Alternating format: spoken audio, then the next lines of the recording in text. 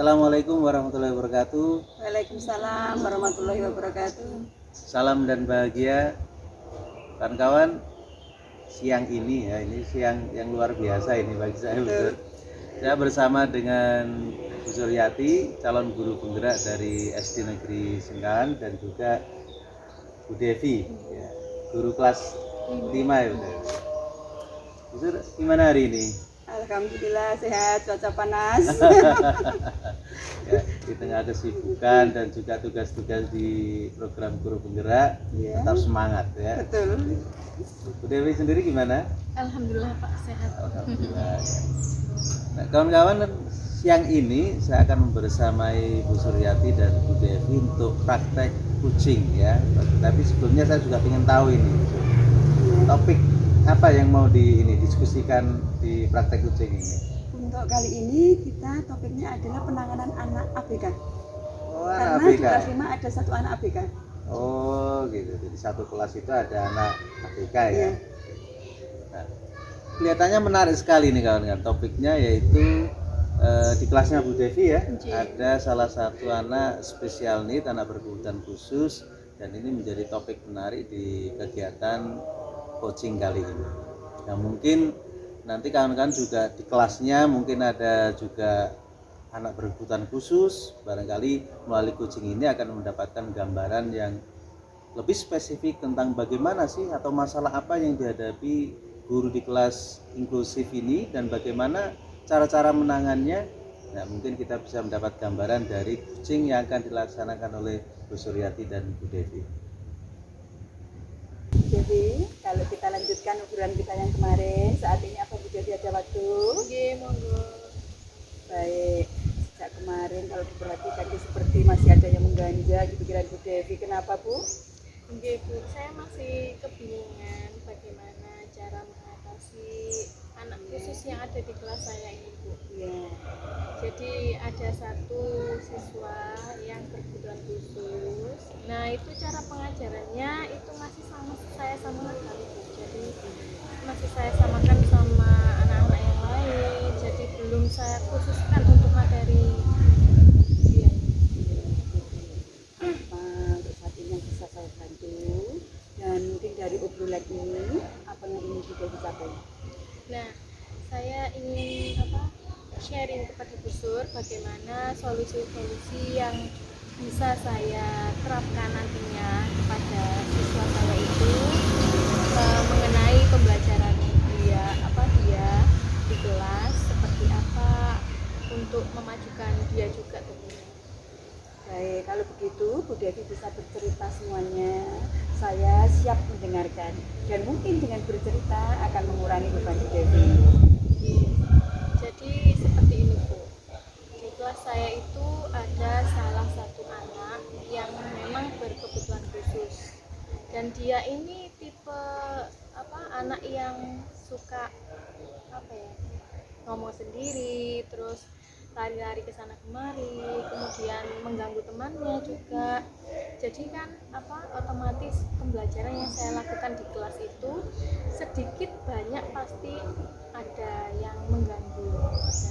Jadi yang saya ingin sharing ke Bu Sur ini bagaimana caranya untuk mengatasi siswa khusus saya itu pembelajarannya juga bagaimana supaya dia juga di kelas itu tidak hanya bermain saja, kemudian tidak hanya mengganggu temannya saja, begitu Bu, agar dia juga bisa mendapatkan materi yang mungkin tidak sama, tidak apa-apa, cuman ada batasnya kan Bu.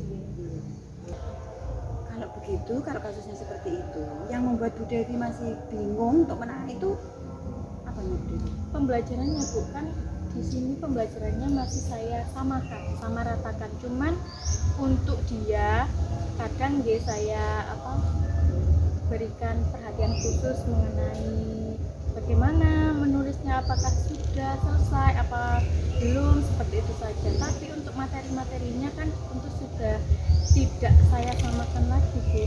Nah, di sini saya bingung bagaimana caranya agar anak tersebut tetap dapat materi yang apa ya, yang berguna untuk dia selanjutnya seperti itu.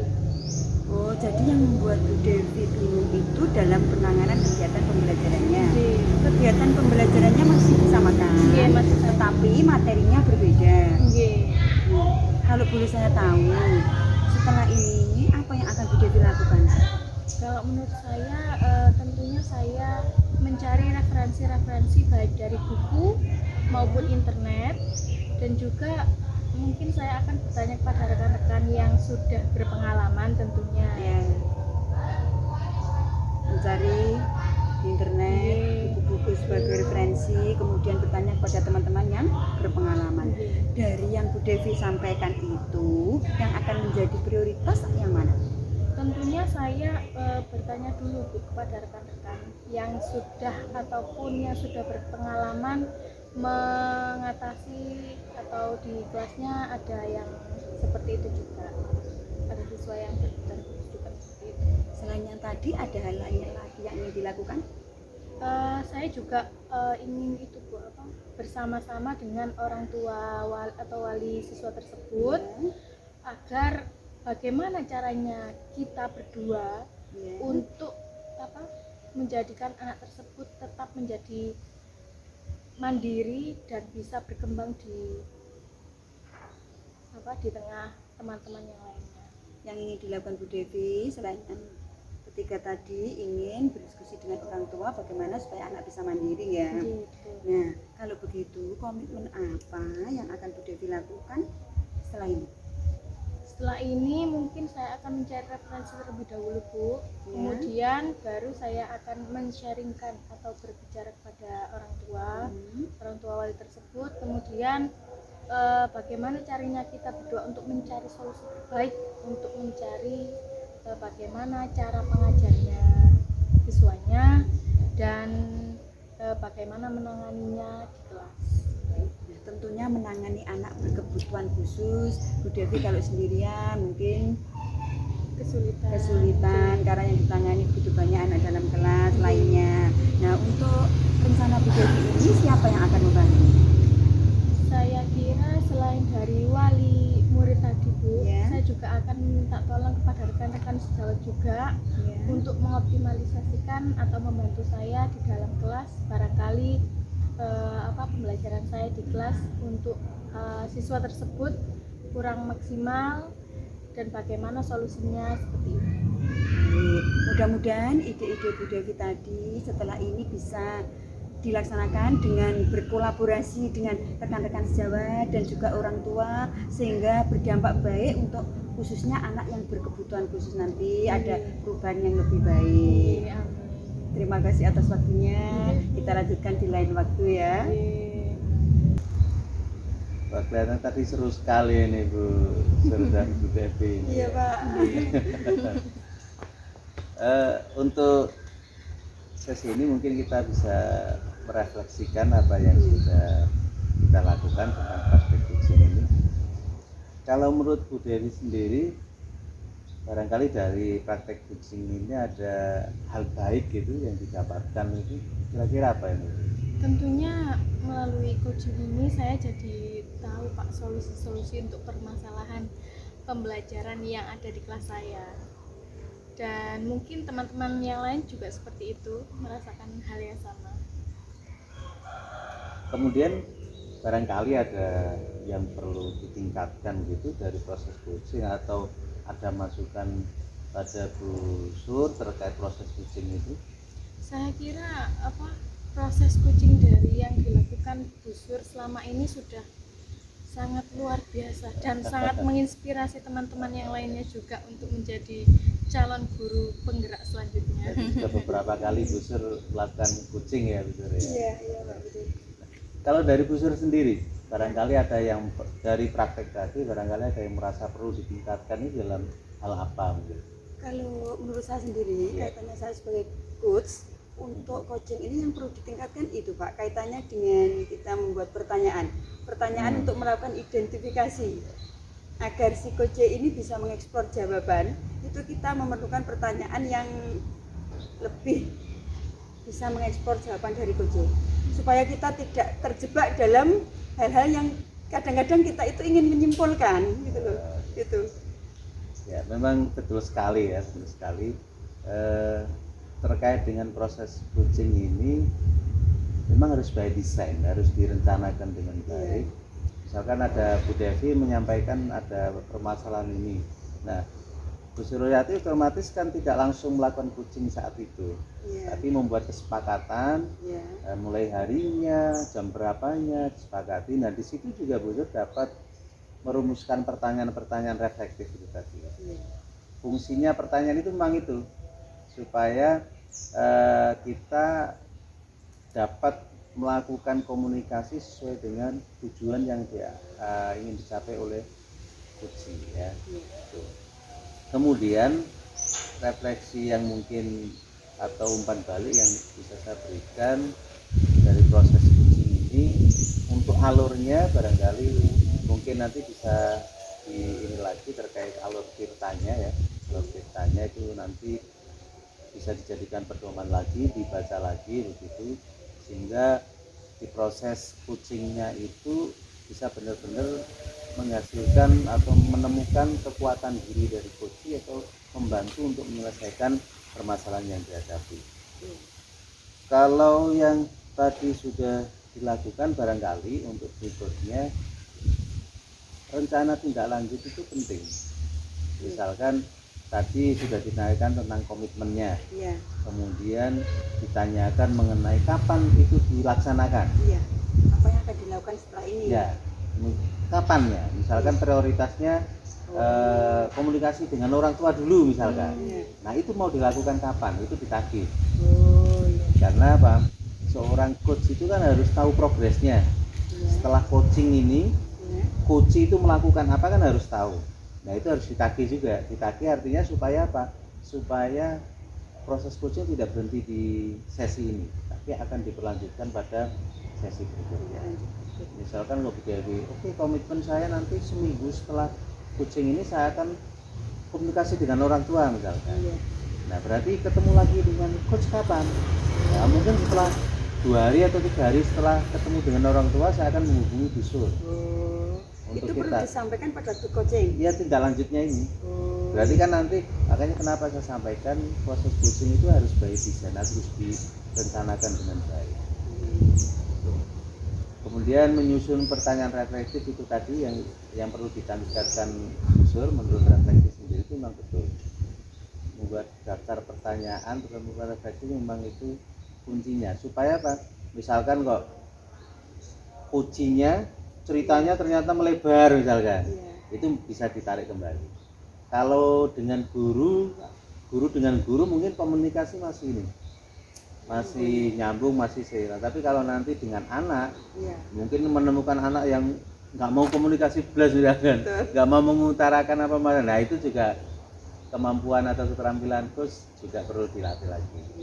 Atau ada anak yang bercerita seharusnya ceritanya A tapi kemudian sampai B C D D. Nah yang tidak ada kaitannya dengan masalah yang ingin diselesaikan berarti juga harus seorang coach harus mengembalikan lagi. Kemudian yang paling penting sebagai coach ini kemampuan untuk menangkap kata kunci yang disampaikan oleh coach. Maka ini pentingnya ketika proses coaching ini menjadi pendengar yang baik itu sangat penting.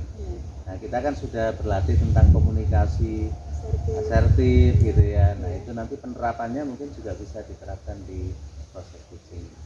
Karena kebiasaan kita itu dengan anak kan dominan ngomongnya, dominan berbicaranya. Nah, sehingga di coaching ini kalau misalkan dengan anak kita harus benar-benar mau mendengarkan sampai anak itu bercerita, kemudian kita menanggapi, anak bercerita lagi menanggapi.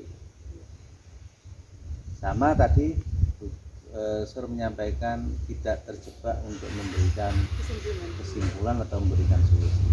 Tadi di proses coaching sudah tambah bagus ya, tambah baik karena tidak ada seorang coach Sur sebagai coach menyimpulkan atau memberikan solusi kepada nanti apalagi kalau seorang coach mampu membangkitkan apa ini kuci untuk mengenali potensi dirinya, mengenali kekuatan dirinya. Itu sangat penting. Barangkali ada yang ya ini Nah itu supaya kuci itu membangkitkan motivasi dalam dirinya, itu loh Pak yang sulit kita membuat pertanyaan untuk bisa menimbulkan itu. ya. Maka saya katakan tadi pertanyaan menangkap kata kunci itu penting. Supaya apa? Supaya nanti coach bisa mengembangkan. Misalkan tadi solusinya apa Bu Dewi? Berdiskusi dengan orang tua, Nah, kemudian mencari referensi dan Tanya juga kepada bertanya guru-guru yang sudah bertanya kepada guru-guru yang sudah berpengalaman. nah, misalkan begitu. Saya ingin membangun komunikasi dengan orang tua. Bu Sur jangan berhenti dengan jawaban ini. komunikasi yang seperti apa? Nah, apa yang ingin dicari tahu apa Bu Devi pada orang tua? Nah, itu yang saya maksud untuk bisa apa dikembangkan. Berarti pengembangan pertanyaan selain yang dibuat menyesuaikan dengan Iya. jawaban dari kuci. Kata kuncinya yang disampaikan oleh Kuci itu apa? Komunikasi orang tua tuh. Komunikasi tentang apa ini? Nanti kan arahnya mungkin juga orang tuanya kurang memahami tentang kondisi Penanganan anaknya. usianya Nah, nanti akan tergali di situ. Baru nanti progresnya ketika sudah dilaksanakan misalnya komunikasi orang tua, makanya pentingnya untuk ketemu lagi itu pentingnya di situ. Sehingga Bu Sur sebagai coach mengetahui, oh kemarin loh Bu saya sudah komunikasi dengan orang tua, ternyata orang tuanya gini-gini. Nah itu Jadi ada kelanjutannya. ada kelanjutan.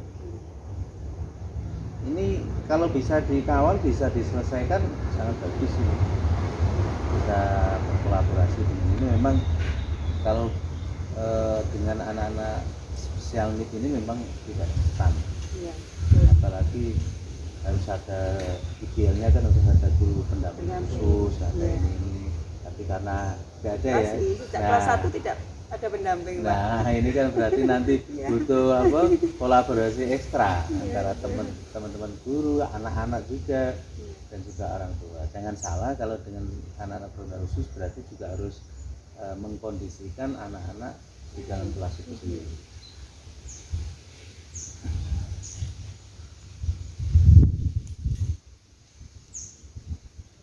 Oke itu teman-teman ya obrolan diskusi yang sangat menarik siang ini ya, siang ini di SD Negeri Singkalan ya Balong Bendo. Topik yang menarik, CGV yang luar biasa dan teman sejawat yang juga memberikan dukungan yang luar biasa sehingga proses coaching ini dapat berjalan dengan luar biasa dan semoga saja ini bisa memberikan inspirasi kepada teman sejawat yang lain dan juga kawan-kawan semua yang lain. Demikian, terima kasih. Assalamualaikum warahmatullahi wabarakatuh. Waalaikumsalam warahmatullahi wabarakatuh.